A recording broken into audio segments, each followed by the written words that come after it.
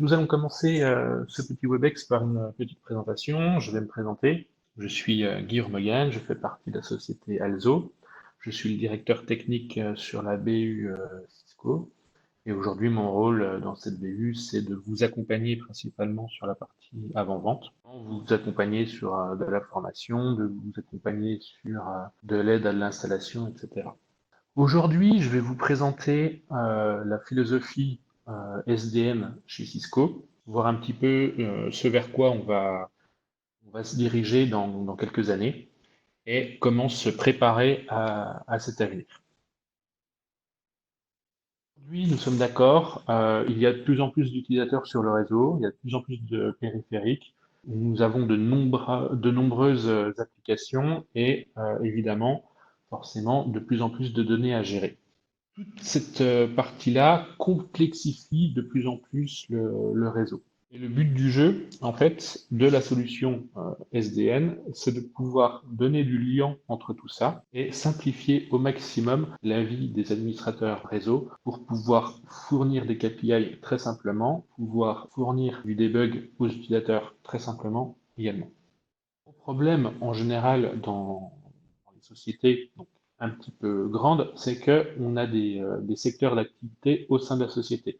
Et dans la société, en général, ces secteurs d'activité ne vont pas forcément discuter entre eux. Cette problématique-là va influer énormément sur le réseau de façon générale. Parce que souvent, tout le monde va se renvoyer la balle quand il y a des petites problématiques.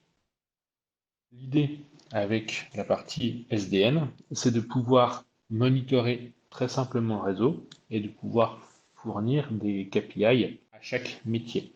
Savoir que la partie data center, les applications dans le data center sont monitorées et fournissent l'information très simplement, qu'elles peuvent être partagées via une plateforme commune de management, ça devient intéressant. Pour ça, nous avons ce qu'on appelle la stratégie Intent-Based Networking. Cette stratégie nous sert à quoi? En fait, historiquement, quand on crée un réseau, en général, on est plutôt drivé par le matériel qu'on va mettre en place. L'idée est un petit peu différente, c'est qu'on va driver le réseau par rapport à des besoins métiers. On va pousser nos attentes, donc les attentes métiers du client, savoir que la VoIP, par exemple, doit être prioritaire, que les vidéoconférences doivent être prioritaires. Peut-être que Twitter, Facebook peuvent être prioritaires également dans certains cœurs de métier. On va prendre tous les besoins corporate, on va transposer sur une appliance qui va en définir des policies. Ces policies, on va les pousser sur le réseau via une brique qu'on va appeler automation. Cette brique-là, elle est très importante parce que du coup, elle va non seulement nous apporter la certitude que ce qui a été déployé sur l'intégralité du réseau, que le réseau est dans un état connu. Par là, c'est que, par exemple, quand nous déployons une mise à jour sur le réseau, pour X ou Y raison, cette mise à jour peut éventuellement bugger. On va faire si jamais on a des mises à jour qui ne passent pas sur tel ou tel équipement. Est-ce qu'on rollback l'intégralité du réseau? Est-ce qu'on continue à déployer sur le reste du réseau en ignorant les warnings, etc., etc. Tout ça, ça va être des règles qu'on va mettre en place sur le réseau. Et on saura que si jamais il y a quelque chose qui se passe, pas forcément normalement, on saura gérer cette étape et on aura l'assurance que soit on rollback l'intégralité du réseau, comme ça du coup on sait à l'instant T que le réseau est en version X et qu'elle n'a pas pu passer à la version Z.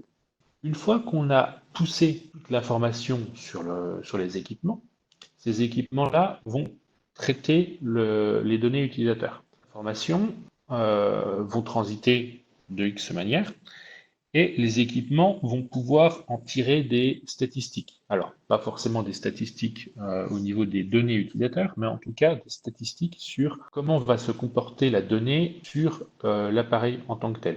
Est-ce qu'il transite bien? Est-ce que on aura éventuellement des pertes de paquets, etc., etc., etc. Ça va nous apporter un contexte. Ce contexte va être des équipements et va être poussé à un module analytique, pouvoir fournir à terme des KPI aux dirigeants. L'idée de ça, c'est que aujourd'hui, quand on a un réseau traditionnel, on va mettre des sondes sur le réseau, on va éventuellement gérer les logs, on va mettre un syslog en place, etc. Toutes ces données-là, elles vont fournir des informations colossales, une quantité d'informations colossales. La problématique dans tout ça, c'est que humainement, c'est très très compliqué à traiter. L'idée du module analytique, c'est de pouvoir prendre ces informations-là, les passer dans des moulinettes et pouvoir en extraire l'information utile à l'instant donné. Vérifier que ce qu'on a poussé comme policy sur le réseau fonctionne bien et que du coup, elle est utile sur le réseau. Donc ça, c'est de la stratégie Intent-Based Networking. Et tout ça est piloté de façon globale par du software, directement de façon mécanique par un utilisateur sur chaque équipement donné. Stratégie digitale, donc cette stratégie Intent-Based Network, elle a été packagée chez Cisco sous la forme de DNA, Digital Network Architecture. C'est l'offre commerciale Cisco pour pouvoir répondre à cette stratégie. On va avoir une plateforme de management, alors qui n'est pas forcément cloud, là sur le slide c'est marqué Cloud Service Management, mais l'idée c'est que c'est une plateforme de management qui va porter les deux grandes strates d'automation et d'analytique, avoir une couche évidemment qui vont être les équipements sur le réseau, et on va avoir une petite couche d'abstraction au milieu qui va être la partie virtualisation. On va venir on top du réseau traditionnel, mettre un réseau virtuel complètement pour pouvoir faire une abstraction des problématiques physiques sur le réseau. Tout ça doit reposer sur trois grands principes. Ça doit être programmable, les équipements doivent être pilotés par des API, et évidemment, ça doit être ouvert. Pourquoi? Parce que l'idée de ça, c'est que quand on fonctionne en autonomie sur le réseau, et qu'il n'y a que le réseau qui a besoin d'avoir des KPI sur le réseau, on a des solutions pour ça, et du coup, c'est déjà faire. Mais le but du jeu, je vous l'ai dit en introduction, c'est de pouvoir fournir ces KPI ou éventuellement fournir une interaction avec le réseau, avec d'autres secteurs d'activité. Et du coup, l'idée, c'est de pouvoir fournir ça via des API qui sont ouvertes à tout le monde. Tout ça fonctionne autour, évidemment, d'une couche qui va venir englober tout ça, qui va être une couche de sécurité, évidemment. Qu'est-ce que DNA Center? Eh bien, DNA Center, c'est tout simplement la fameuse application, l'appliance, qui va venir centraliser tout ça et qui va venir porter la partie assurance, qui va venir porter la partie analytique, qui va venir porter la partie automation. Qui va aujourd'hui driver le réseau. On va déployer le réseau. L'idée de ça, c'est qu'on va essayer d'y aller étape par étape. On va déjà amener dans un premier temps une couche de simplification avec ce qui va être la partie la plus simple, qui va être la partie automation. Il va fournir du zero touch deployment. En gros, l'idée derrière ça, c'est qu'est-ce qui se passe quand je plug un équipement sur le réseau? Je vais automatiquement le provisionner d'une certaine manière pour qu'il réagisse de telle ou telle manière sur le réseau. Ensuite, une fois qu'on a configuré cet équipement-là, on va aller amener de la visibilité, où là l'idée c'est d'extraire justement cette donnée pour pouvoir fournir de la KPI.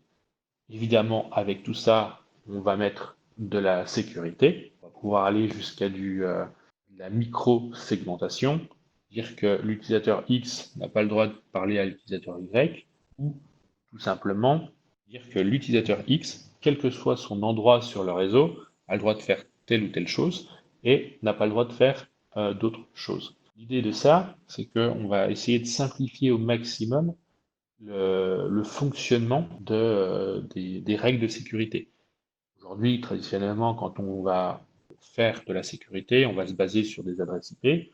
Forcément, un utilisateur, quand il se connecte, il n'a pas forcément toujours la même adresse IP, parce que du coup, il va être connecté éventuellement au Wi-Fi, il va être éventuellement connecté en filaire, il va éventuellement être connecté via le biais du VPN. Tout ça va énormément complexifier la mise en place des règles de sécurité quand on veut faire une règle de sécurité basée sur la partie DNA Center. On va quelque chose qui va être un peu plus globalisé et tout simplement pouvoir faire des politiques de sécurité humainement plus compréhensibles, basées sur l'utilisateur, la source et la destination, avec des objets qu'on va pouvoir manipuler beaucoup plus simplement. Tout ça, c'est ce vers quoi on va se diriger dans quelques années. Pour faire très simple, quand on parle de ça à un client final, en général, le client final dit OK, c'est bien beau, mais je ne suis clairement pas prêt à aller vers ce genre de nouvelles architectures, parce que aussi ça coûte relativement cher. L'idée, c'est de préparer l'avenir. Aujourd'hui, on sait faire du réseau traditionnel, ça c'est acquis. Maintenant, on va mettre du réseau qui va être capable d'aller sur des solutions SDA. Avoir des équipements, on va les mettre en place pour que demain, quand le client sera prêt à passer sur ce genre de technologie, on puisse l'accompagner assez simplement là-dessus. Pour ça, en fait, on va traiter déjà la partie accès. On va commencer par le Wi-Fi. Aujourd'hui, pour faire très simple, quand on fait du Wi-Fi, on a de plus en plus d'équipements qui vont se connecter en Wi-Fi. Aujourd'hui, sur un réseau traditionnel, on estime que on a 3,64 devices par personne. Souvent, on a son PC portable, on va avoir son téléphone portable et éventuellement une tablette, etc. Est lié aussi au fait qu'on a de plus en plus d'équipements PC qui n'ont plus de port RJ45.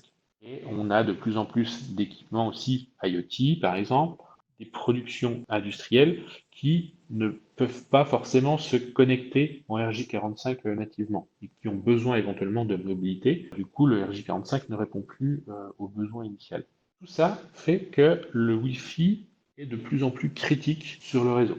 Aujourd'hui, quand on crée des bâtiments, il y a de plus en plus de nouveaux secteurs d'activité qui, quand ils pensent leur bâtiment, ne pensent plus que en connexion Wi-Fi, et plus du tout en connexion RJ45. De façon générale, le Wi-Fi mais clairement un mode de déploiement, un axe de déploiement majeur chez les clients. Si on loupe cet axe de déploiement, en général, on perd très facilement le client final. Surtout qu'en plus, le Wi-Fi va pouvoir fournir également des informations qui sont très intéressantes. Typiquement, sur des environnements de grands magasins, par exemple, on va pouvoir coupler ça à de la géolocalisation, savoir que personne s'arrête devant telle ou telle vitrine, qu'elle ait un parcours utilisateur dans un sens ou dans un autre dans un magasin. Ça donne de l'information, ça permet de voir le comportement des gens et de pouvoir fournir ça au marketing pour pouvoir adapter, par exemple, etc. C'est de la donnée qui est très intéressante à récupérer pour le marketing et pour le développement de l'entreprise. Dire que on est clairement sur un axe de déploiement majeur. Longtemps, on a récupéré le Wi-Fi 5, qui était le 802.11 AC, qui nous fournissait déjà une densité de connexion très importante et une vitesse de connexion très importante. Aujourd'hui, le Wi-Fi 6, donc 802.11ax, a été ratifié et du coup nous apporte une augmentation de la vitesse de x5 par rapport à la précédente génération, on va avoir une réduction de la latence, on va avoir une augmentation de la capacité. Les points d'accès seront faits pour pouvoir supporter plus de densité utilisateur au niveau de chaque borne. Et un point relativement important, on va avoir la partie Power Efficiency. Cette partie-là est relativement importante parce que aujourd'hui, le Wi-Fi, c'est consommateur de batterie sur les équipements. Avoir un équipement qui communique plus vite permet à cet équipement de partir également plus vite en veille pour pouvoir sauvegarder sa batterie. Nouvelle génération Wi-Fi, qu'est-ce que ça va nous apporter également? Donc là, du coup, nouvelle génération Wi-Fi au sens global du terme, donc aussi bien au niveau des access points qu'au niveau de la partie contrôleur. Ça va nous apporter un réseau fiable de par son architecture. Donc ça, c'est des choses qui sont déjà existantes depuis quelques années sur le Wi-Fi. On va avoir des contrôleurs Wi-Fi qui vont pouvoir se synchroniser entre eux avec des mécanismes de SSO, par exemple, Stateful Switchover, au niveau de l'access point directement, c'est-à-dire que quand on va avoir deux contrôleurs Wi-Fi sur le même réseau. Ces deux contrôleurs vont pouvoir échanger leur statut, le statut de connexion des clients, par exemple.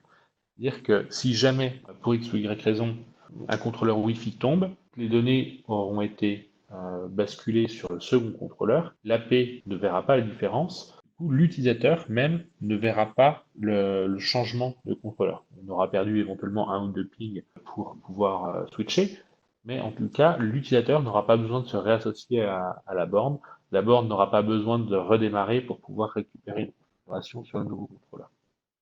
On va avoir aussi des mécanismes d'ISSU où on va pouvoir faire des upgrades à chaud des contrôleurs, etc. En termes de sécurité, on va avoir les nouvelles générations de sécurité, notamment la partie WPA3, qui permet de gérer des fonctions de sécurité, en tout cas de garantir la sécurité beaucoup mieux que ce que peut faire aujourd'hui le WPA2. Évidemment, on va pouvoir fournir d'autant plus de KPI de visibilité sur le réseau grâce à des choses qui sont prévues nativement pour pouvoir fournir de la visibilité. Si on reprend un petit peu l'architecture au niveau contrôleur Wi-Fi, on a deux grands types de serveurs. On va avoir les nouveaux Catalyst 9800 et les qui vont être basés sur un iOS XE. Et du coup, on va avoir l'historique, donc les produits qui fonctionnent sous RES, pardon, les 3504, 5520 et 8540. Cette partie RES continue toujours à exister. On a créé Cisco, pardon, a créé la nouvelle gamme qui s'appelle Catalyst 9800, qui porte exactement le même nom que les switches. On garde l'empreinte marketing, dirons-nous, qui va être la partie Catalyst. Et l'idée de ça, c'est de ne plus différencier, plus avoir de différence entre une connexion filaire et une connexion Wi-Fi. On garde une seule et même définition, une seule marque en tout cas, quelle que soit la connexion de l'utilisateur. Le gros point, la grosse nouveauté de ces produits, c'est qu'ils fonctionnent sous un iOS XE, qui est le même iOS que l'iOS Catalyst Switch. Voilà. On va avoir deux gammes de serveurs physiques, iOS XE qui tourne sur iOS XE ou ROS. Le ROS continue toujours à exister, sûrement dans quelques années, disparaîtra au profit de iOS XE. On a les fonctionnalités de contrôleurs qui vont être virtualisés. Pouvoir virtualiser ça sur traditionnel, donc du KVM, du VMware ou produit Microsoft, j'ai perdu son nom. La grosse nouveauté, c'est qu'on va pouvoir virtualiser ça directement dans un cloud public avec AWS et demain du Google. C'est-à-dire que soit on va pouvoir faire du cloud privé quand on a une plateforme d'hébergement local, on va faire tourner ça dans son coin, soit éventuellement, pour des cas spécifiques d'utilisation, on va pouvoir faire tourner ça dans du cloud public avec du AWS ou du Google. Des solutions également qui vont être embarquées, donc là du coup l'idée c'est d'avoir le contrôleur qui va être embarqué par exemple sur la partie Mobility Express, ça va être les fonctionnalités de contrôleur qui vont être embarquées directement au niveau de la borne. Et dans des cas spécifiques de déploiement SDA, on va pouvoir embarquer le contrôleur physique directement dans le switch. Quelques exemples de déploiement. Donc là, en général, la majorité des clients se reconnaissent dans le premier point, dans la partie branch. On va pouvoir gérer à peu près tous les modes de déploiement en fonction du besoin du client, donc soit du Mobility Express, là l'idée c'est de ne pas avoir de contrôleur physique sur place, mais que les bornes Wi-Fi puissent s'auto-contrôler, j'ai envie de dire. Ensuite, quand on va avoir des sites un petit peu plus denses ou avoir des besoins un petit peu spécifiques en termes de fonctionnalité, on va pouvoir soit déployer du 3504 qui est un contrôleur RES, soit un C9800L qui est l'équivalent du 3504 mais sous iOS XE. On va pouvoir déployer du cloud public ou du cloud privé. On a le même comportement sur le campus et sur le campus large. Nouveauté sur les points d'accès. On a vu que les contrôleurs Wi-Fi les nouveaux contrôleurs Wi-Fi s'appelaient Catalyst 9800. Cisco a également sorti les nouveaux points d'accès Wi-Fi en AX qui vont s'appeler également Catalyst. Donc là, du coup, on aura trois gammes de produits Wi-Fi, les Catalyst 9115, pardon, les 9117 dont je ne parle absolument pas du tout aujourd'hui, et les 9120 AX qui sont les trois produits phares des nouvelles gammes Wi-Fi chez Cisco. 115, ça va être un produit qui va être l'entrée de gamme sur des technologies Wi-Fi 6. Des antennes 4x4, on va pouvoir aller jusqu'à du 5 Go en termes de performance, en débit Wi-Fi. En termes de connectique, on va avoir un produit qui va être avec une connectique multi-gigabit. Je viens de dire qu'on avait 5 Go de performance au niveau Wi-Fi, pardon, ce qui nous fait quand même quelques gigas à l'accès au niveau du câble RJ45.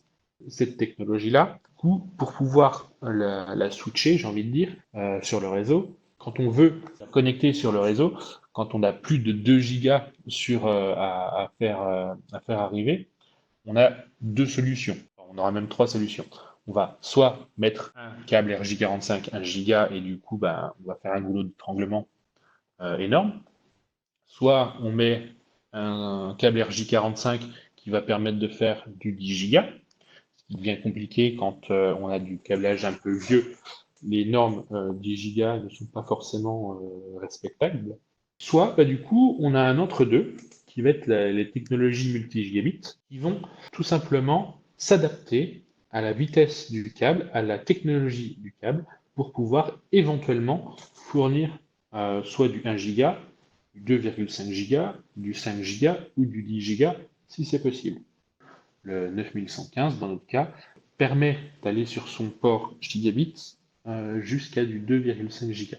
C'est-à-dire que si notre câble Ori 5 par exemple permet sur la longueur de connexion de faire du 2,5, le switch, la borne Wi-Fi pourra monter éventuellement sa vitesse à 2,5 giga. C'est un point d'accès, comme je le disais, qui est en entrée de gamme, qui n'a pas de technologie spécifique historique Cisco, et ça va être le cas du 9120. Lui, en fait, va récupérer donc toutes les fonctionnalités historiques Cisco qui vont faire la renommée de Cisco au niveau Wi-Fi. On va avoir des ASIC Cisco qui vont être là pour booster les performances au niveau Wi-Fi. En soi, en termes de puissance, etc., on va être sur les mêmes caractéristiques, à peu de choses près. On va avoir une radio spécifique dédiée à l'IoT, par exemple une radio IoT qui va gérer les ondes Zigbee. Et du coup, on va pouvoir ramener toutes les technologies Cisco, type Clean Air, ClientLink, etc. Ils vont fournir des connexions accrues par rapport à ce que va faire les technologies, ouvertes en tout cas sur le Wi-Fi. On a également une grosse nouveauté sur ces gammes-là, qui vont être la partie RF Signature Capture, qui vont permettre tout simplement de capturer les trames Wi-Fi directement au niveau de la borne. Aujourd'hui, quand on a besoin de faire du debug sur le Wi-Fi, ça devient très compliqué. En général, il faut, par exemple, si on fait un debug sur du roaming entre deux AP, il va nous falloir un client Wi-Fi qui va sniffer le réseau hertzien sur la première borne. On va avoir un client Wi-Fi qui va sniffer le réseau hertzien sur la deuxième borne. Et on va devoir demander à quelqu'un d'essayer de roamer entre la borne A et la borne B. Tout ça, ça demande du personnel pour pouvoir le faire. Et du coup, pas mal de mise en place technique pour pouvoir débugger une situation éventuellement problématique. Là, l'idée du RF Signature Capture, c'est que directement au niveau de la borne, on va pouvoir récupérer les trames Wi-Fi au niveau radio pour pouvoir les analyser directement et du coup éviter les temps de debug, de mise en place en tout cas de debug potentiellement très compliqués. La technologie Wi-Fi 6 de façon succincte. Mais en tout cas, ces nouvelles technologies nous permettent, elles vont nous pousser à avoir des débits beaucoup plus importants parce que du coup, on a des besoins en accès beaucoup plus importants. Pour pouvoir répondre à ça, pour pouvoir assurer en tout cas ces débits, il faut évidemment que les switches qui vont connecter et alimenter ces access points gèrent cette technologie-là et gèrent ces vitesses-là également.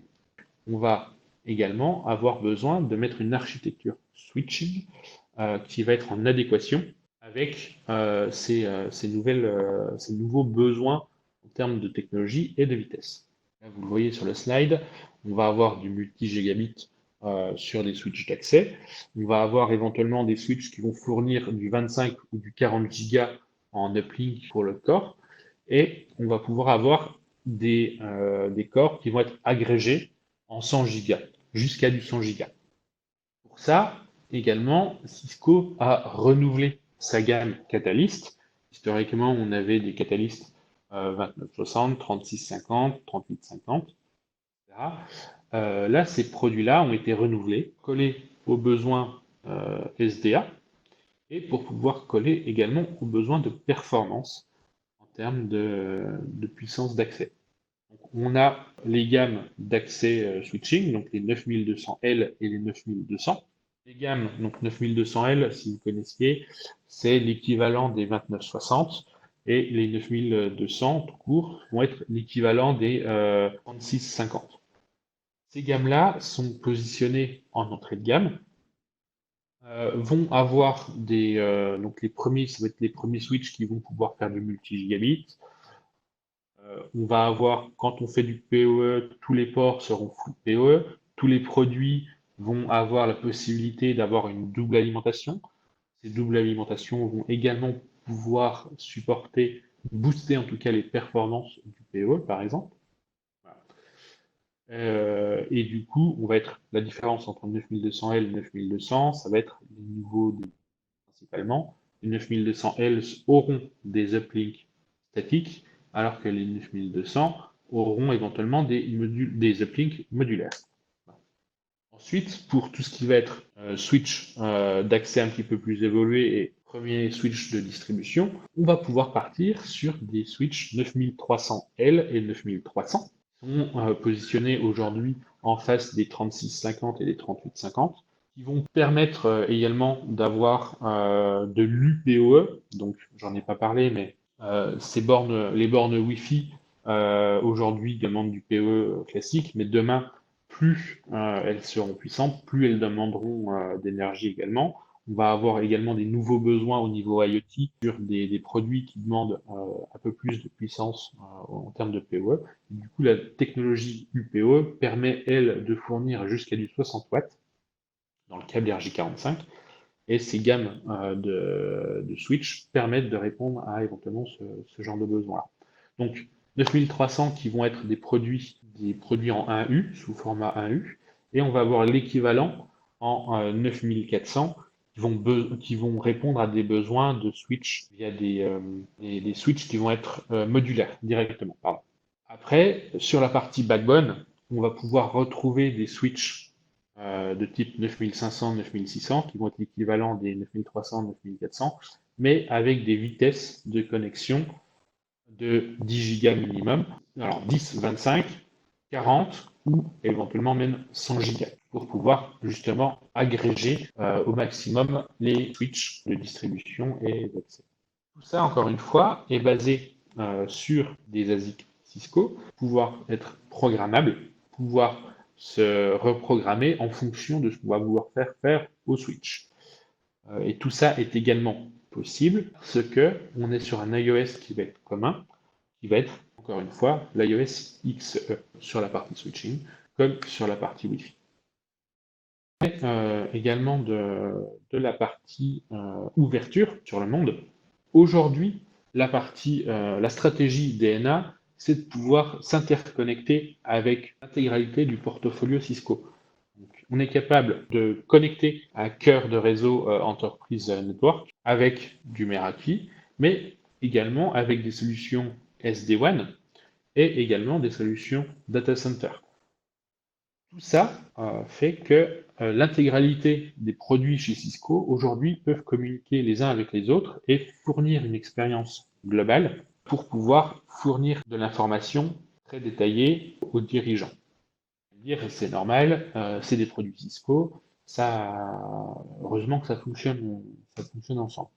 Là, l'idée de ça, c'est que on va pouvoir, ça va fonctionner tout simplement, pardon, avec des API qui vont être ouvertes. Donc, sur la partie Cisco, on va appeler ça l'intégration X-Domain, X-Domain Integration, donc avec du Meraki, avec la partie Data Center, avec la partie sécurité, etc. Mais on va avoir tout le reste qui vont être des produits qui ne seront pas forcément Cisco. Si demain, vous avez une application métier qui a besoin de reconfigurer le réseau parce que elle a besoin, par exemple, votre téléphonie, par exemple. Votre téléphonie, quand on appelle l'utilisateur, quand l'utilisateur A veut appeler l'utilisateur B, il veut monter de la téléphonie, de la voix simple, mais il veut éventuellement monter de la vidéo.